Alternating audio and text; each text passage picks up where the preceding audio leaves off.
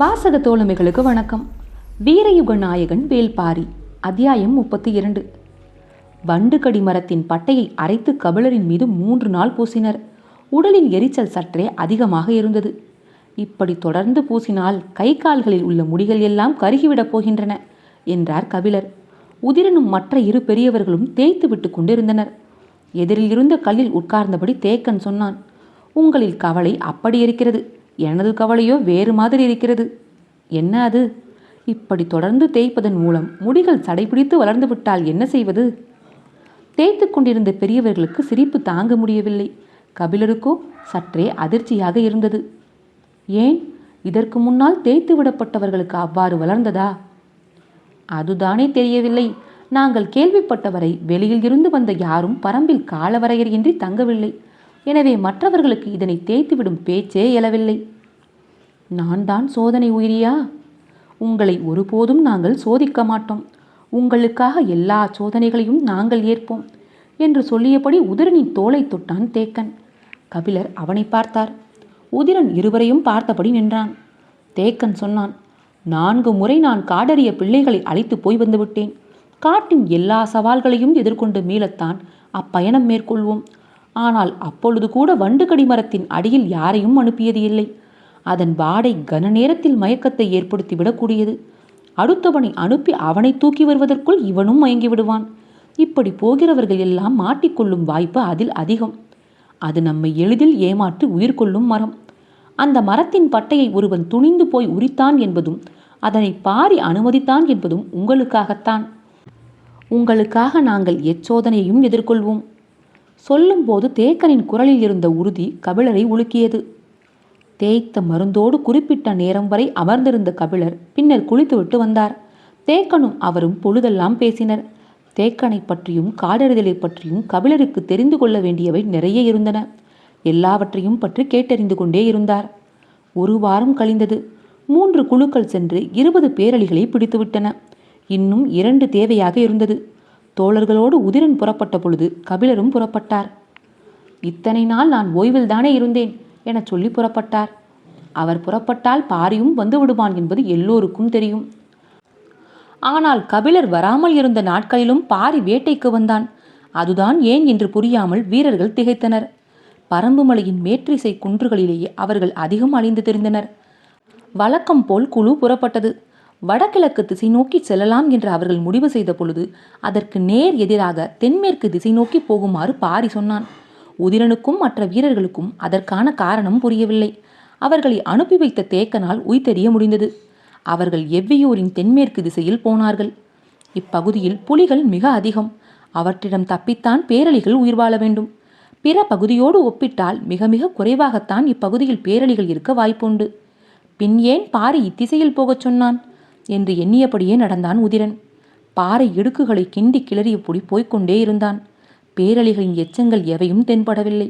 நடு பகல் வரை அவர்களின் கண்களுக்கு எதுவும் தட்டுப்படவில்லை. இன்னொரு நாள் வரவேண்டியிருக்கும் போல என்று உதிரனுக்கு தோன்றியது. நெடும் பொழுது கடந்தது. வீரர்கள் 2 கூறுகளாக பிரியலாம் என்று கருத்து சொன்னார்கள். சரி என்றான் பாரி. பிரிந்தவர்கள் 4 எட்டு வைப்பதற்குள் மழை பொழிய தொடங்கியது. சடசடவென இறங்கிய கணத்திலேயே அதன் வேகம் எதிர்கொள்ள முடியாததாக இருந்தது. அனைவரும் அருகில் இருந்த மலைப்பொடவிற்குள் போய் ஒடுங்கினர். மேனியில் இருந்த நீர்த்துளிகளை உதறியபடி, மலைத்துளிகள் ஒவ்வொன்றும் வேப்பமுத்து அளவு இருக்கிறது என்றார் கபிலர்.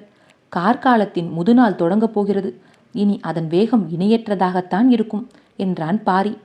மழைக்கான பருவத்தில்தான் மழை பெய்கிறது. ஆனால் அதன் பொழிவு வெவ்வேறு தன்மைகளை கொண்டது. தொடக்க நாட்களில் பெய்யும் மழை என்பது மேகம் உதிர்க்கும் தூசி போன்றது.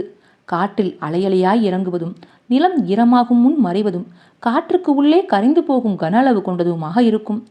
தூசி பருவம் முடிந்து தும்மல் பருவம் தொடங்கும். எதிர்பாராத நேரத்தில் சட்டென அடித்துவிட்டு போய்விடும். போய்விட்டது என நினைக்கும் பொழுது திரும்பி அடிக்கும். நம்மால் கணிக்க முடியாத ஒரு விளையாட்டை விளையாடும். அப்போது பெய்யும் மழையில் நீர்த்துளிகள் நீள் வடிவிலே இறங்கி வரும். 3ஆம் கட்டம் முகில்கள் கூடல் கொள்ளும் பருவம். இது நாள் வரை நீரை உதிர்த்து கொண்டிருந்த மேகங்கள் இப்போது கூடலில் மயங்கி உருக ஆரம்பிக்கும். இணை மேகங்கள் சூழ வலம் வந்து வானில் இடைவிடாமல் கூட காதல் கசிந்து காட்டாராய் உருகி ஓடும். மலைத்துளிகள் வேப்பமுத்து அளவினை கொண்டிருக்கும். 4ஆம் பருவத்தில் மோகம் கொண்ட முகில்கள் தரை வந்து தங்கும். நிலம் வானுக்குள் நுழையும். மரத்தின் உச்சிக்கிளை மேகத்தின் வெளிப்புறம் நீண்டிருக்க வேரில் மழைநீர் பாய்ந்தோடி கொண்டிருக்கும். அது இயற்கையின் அதிசய காலம். வானுக்கும் மண்ணுக்கும் இடையில் இருக்கும் ஏணி விலகிக் கொள்ள மேகக்கூட்டம் மரம் செடி கொடிகளுக்கு இடையே மீனை போல நீந்தி போகும். ஒருவரை ஒருவர் பிடித்தும் விலகியும் கரைந்தும் உருகியும் காதல் கொள்ளும் காலம். இதுவே கார்காலத்தின் முதுநிலை பருவம். இப்போது அது தொடங்கியிருக்கிறது.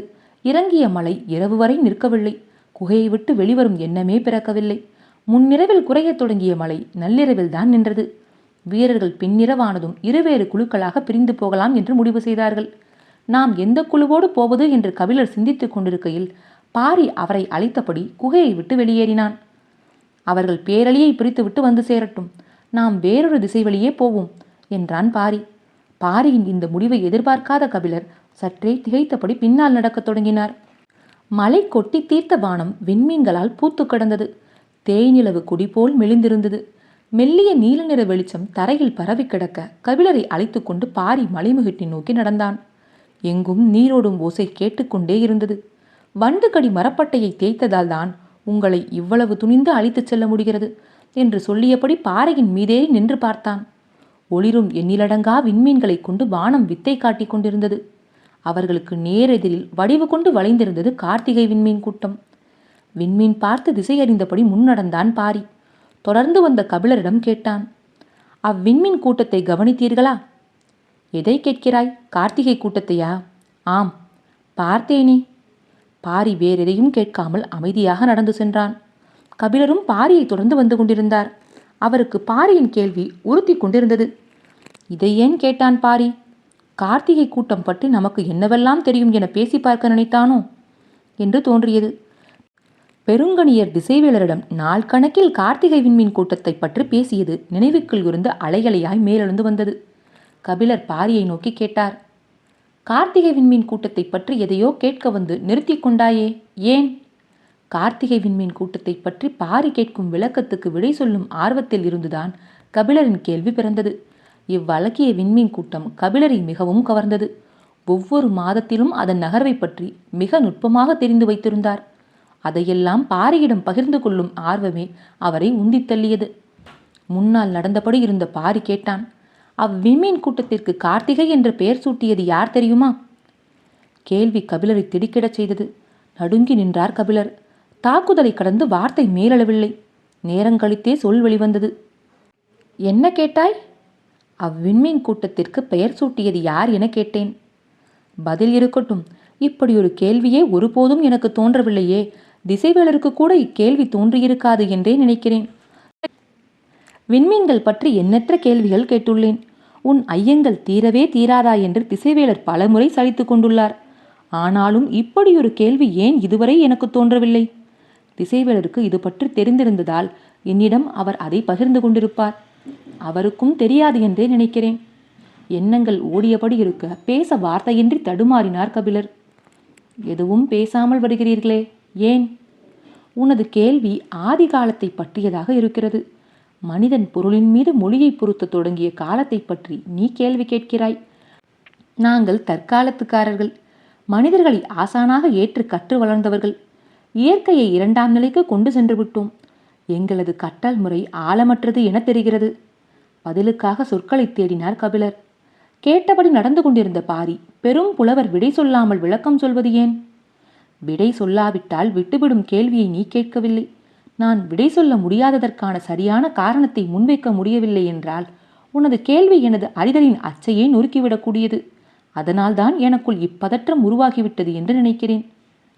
மழை நின்ற நாளில் நீரோடைகளின் சலசலப்பில் மயக்கும் இளநீல ஒளியில் நீலம் பூத்து கிடக்க மின்னிச்சிருக்கும் விண்மீன் கூட்டத்தை பார்த்தபடி பாரி சொன்னான்.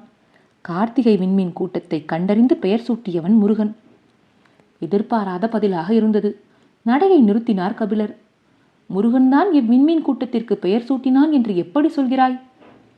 சற்றே சிந்தித்த பாரி, நீங்கள் பச்சைமலை தொடரில் ஏறத் தொடங்கிய முதல் நாளில் நாக்கருத்தான் புற்களை கடக்கும் பொழுது நீலன் உங்களுக்கு முருகனின் கதையை சொன்னான் அல்லவா? ஆம்.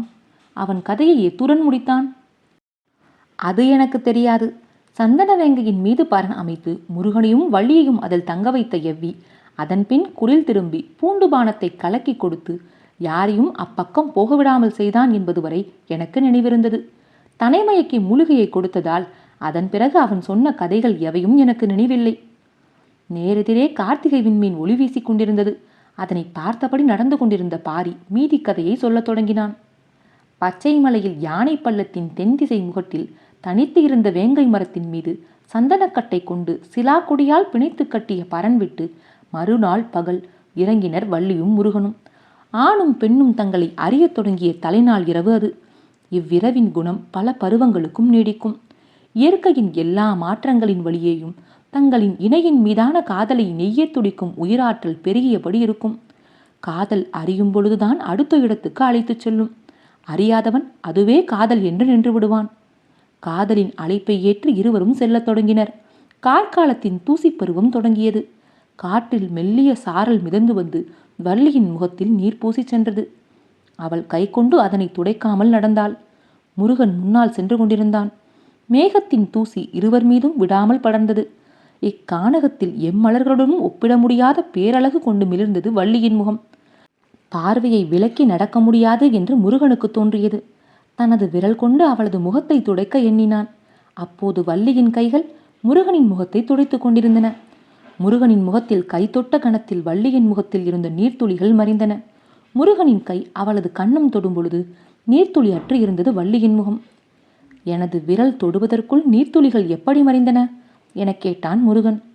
என் விரல் உனது முகம் தொட்டதனால். முருகன் திகைத்து நின்றான். வள்ளி சொன்னாள், தொடுதலில் கடந்து வரும் ஆற்றல் என்னையே உருக்குகிறது. சின்ன நீர்த்துளிகள் என்ன ஆகும்? தொடுதலின் மூலம்தான் ஆணின் ஆற்றல் கடக்கிறது. ஆனால் தொடாமலேயே பெண் கடத்தும் ஆற்றலுக்கு இணை சொல்ல என்ன இருக்கிறது என்று எண்ணியபடி முருகன் முன்னே நடந்து கொண்டிருந்தான். அவள் பேச்சேதும் இன்று பின்தொடர்ந்தாள். தூசிக்காற்று எதிர்வீசியபடி இருந்தது.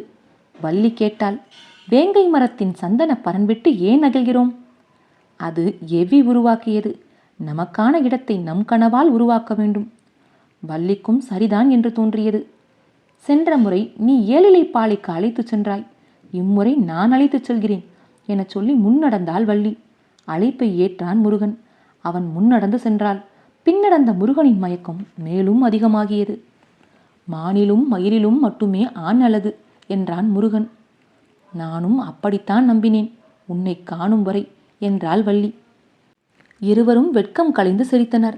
தூசிக்காற்று நின்று பொழிந்தது. முன் சென்ற வள்ளியின் கண்களுக்கு சற்று தொலைவில் விளைந்த பயிர் தெரிந்தது. அதன் அருகே போனாள்.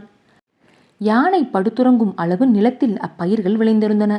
அந்த கதிரை கைகளால் உருவியபடியே வள்ளி சொன்னாள், இது அரிதான நெற்பயிர். அன்னமழகி அரிசி என்று இதனை சொல்வோம். மற்ற பயிர்கள் எல்லாம் பசியை போக்கும். ஆனால் இது மட்டும்தான் பசி நீக்குவதோடு உடலை மலர வைத்து சுகம் தரும். மனதுதான் பெரும்பாலும் மகிழ்வை உணர்கிறது. உடல் தேவையை மட்டுமே உணர்கிறது. ஆனால் இப்பயிர்தான் உடலை மகிழவும் வைக்கும். சொல்லிக்கொண்டே கைப்பிடி அளவு கதிர் பறித்து உள்ளங்கையில் வைத்து கசக்கி அதனை முருகனுக்கு கொடுத்தாள்.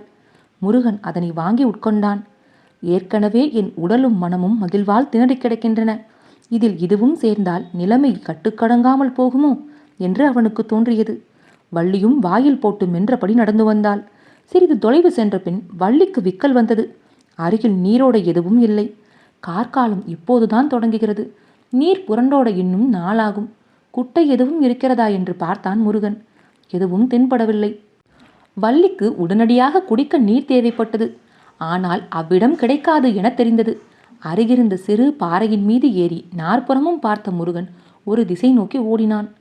நீர்நிலையை கண்டறிந்து விட்டானோ என்ற எண்ணத்துடன் பின்தொடர்ந்து ஓடினாள் வள்ளி. அங்கு காணவெள்ளருக்கு ஒன்று செழித்து வளர்ந்தது. இங்கு ஏன் ஓடி வந்தீர்கள் என கேட்டாள் வள்ளி. நீர் எடுக்கத்தான் என சொல்லியபடி வெள்ளெருக்கின் அடிவாரம் இருந்த சிறு கற்களை நகர்த்தி குழியை உருவாக்கினான். இவ்விடத்தில் நீர் இருக்கும் என்று எப்படி சொல்கிறீர்கள்? காண வெள்ளெருக்கின் விதையை காற்று எங்கும் தூவிவிட்டிருக்கும். ஆனால் இங்கு மட்டும்தான் அது முளைத்துள்ளது. அது நீர் உறிஞ்சும் செடியல்ல, நீர் குடிக்கும் செடி.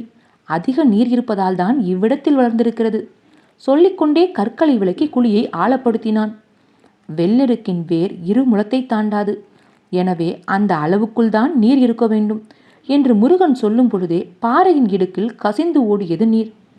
2 கைகளையும் அதன் அடியில் நுழைத்து தெளிந்த நீரை அள்ளி பருகினாள் வள்ளி. நீரின் குளிர்ச்சி உடலெங்கும் பரவியது.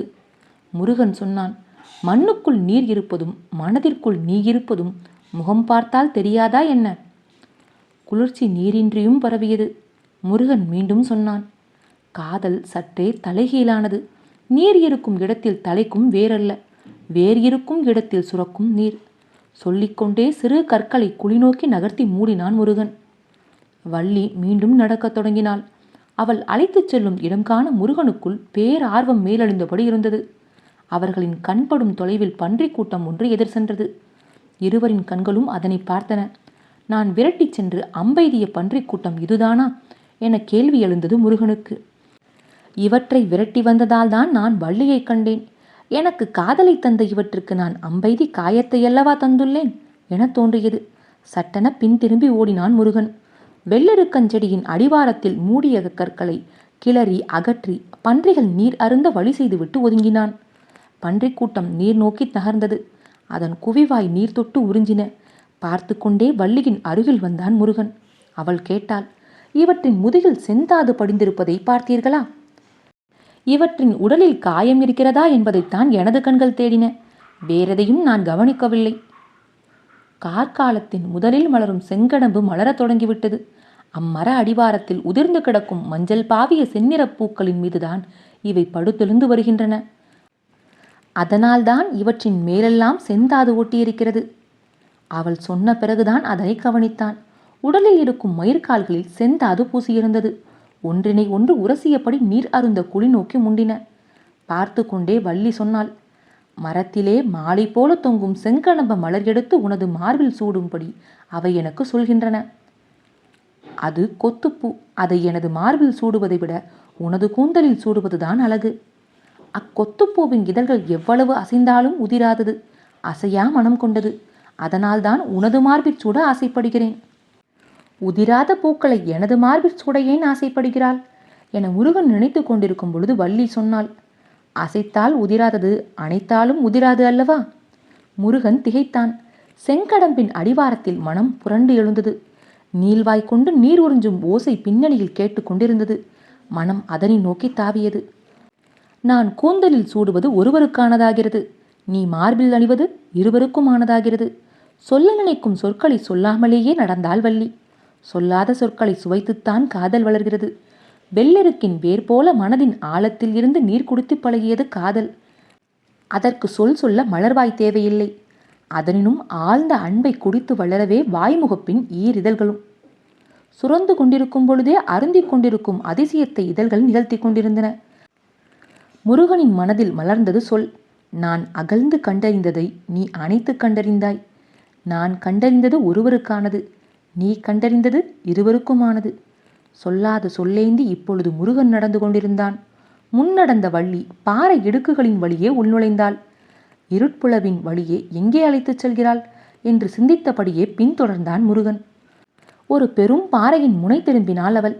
பின்னால் வந்தவன் அதே போல பாறை கடந்ததும் முனை திரும்பினான்.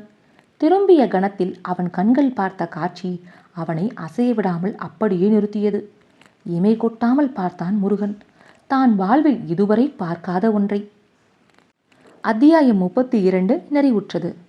காற்றோடும் உங்கள் காதுகளோடும் நான் எவிமயில.